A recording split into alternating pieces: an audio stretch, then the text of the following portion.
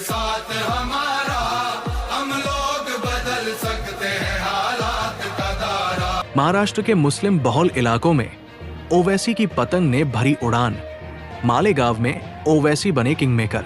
महाराष्ट्र के 29 नगर महापालिका चुनाव के नतीजे आ रहे हैं। बीजेपी गठबंधन को बड़ी जीत मिली है, लेकिन मुस्लिम बहुल इलाके में कांग्रेस और एनसीपी का जादू नहीं चला।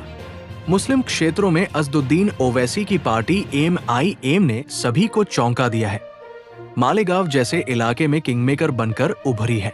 महाराष्ट्र में बीएमसी सहित 29 नगर महापालिका के चुनाव में बीजेपी गठबंधन ने विपक्ष का सफाया कर दिया, लेकिन मुस्लिम बहुल क्षेत्रों में असदुद्दीन ओवैसी ने कांग्रेस से लेकर एनसीपी तक का खेल बिगाड़ दिया है।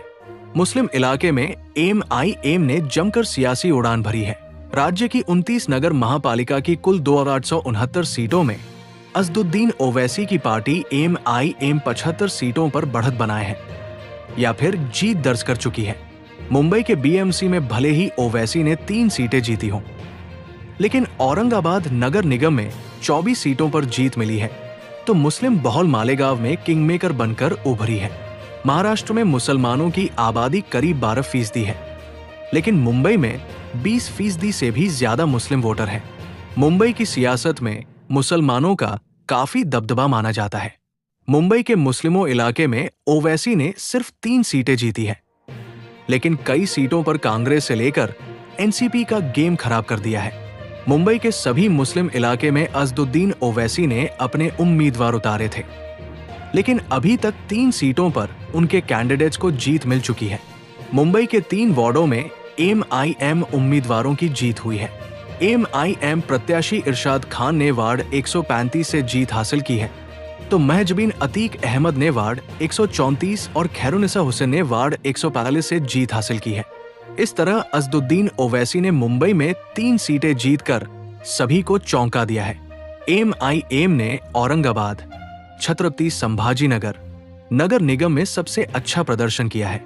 संभाजीनगर में कुल 115 पार्षद सीटें हैं, जिसमें से ओवैसी की पार्टी 24 सीटों पर जीत हासिल की है या आगे चल रही है। औरंगाबाद में एक बड़ी सियासी ताकत के तौर उभरी है। यहां से एमआईएम के इम्तियाज जलील 2019 में सांसद रह चुके हैं। इम्तियाज जलील के सियासी प्रभाव के चलते नगर निगम चुनाव में जीत दर्ज हुए हैं। मुस्लिम बहुल मालेगांव, जो पार्टी का एक और पारंपरिक गढ़ है। मालेगांव में एमआईएम के उम्मीदवार 20 वार्ड सीटों पर आगे चल है। इस तरह मालेगांव में ओवैसी की सियासी पकड़ साफ नजर आ रही है।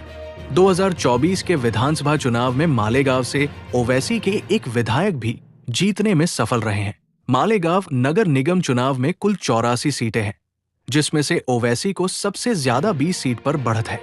बीजेपी को सिर्फ 2 सीटें, तो शिंदे की शिवसेना को 18 सीट और कांग्रेस को सिर्फ 3 सीट पर बढ़त है। 41 सीटें अन्य के खाते में जाती दिख रही है, जिसमें करीब 6 सीटों पर सपा आगे चल रही है। इस तरह मालेगांव में ओवैसी के पार्टी के बिना किसी भी पार्टी का मेयर नहीं बन सकता है। नांदेड़ वाघाला नगर निगम में एमआईएम ने 14 सीटों पर आगे चल रही या फिर जीत दर्ज कर चुकी है। इस तरह एक मजबूत जगह बनाई है, जबकि धुले में पार्टी 8 सीटों पर आगे है। एमआईएम ने अमरावती में भी बढ़त बनाई है, जहां वो 6 सीटों पर उसके उम्मीदवार आगे चल रहे हैं या जीत चुकी है। चंद्रपुर में पार्टी ने अपना पहला प्रतिनिधि चुने जाने का रिकॉर्ड बनाया। राजनीतिक विश्लेषकों का मानना है कि ये सफलता एमआईएम को महाराष्ट्र की शहरी राजनीति में एक नई पहचान दे सकती है। जालना नगर निगम से छोटी लेकिन प्रतीकात्मक रूप से महत्वपूर्ण जीत मिली है, जहां एमआईएम ने 2 सीटें हासिल की है और परभणी में भी 1 सीट जीती मिली है।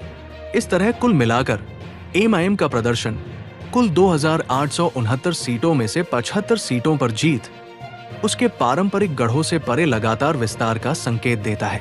ये नतीजे पार्टी की जमीनी स्तर पर केंद्रित कैंपेन को शहरी स्तर पर चुनावी फायदे में बदलने की क्षमता को दिखाते हैं।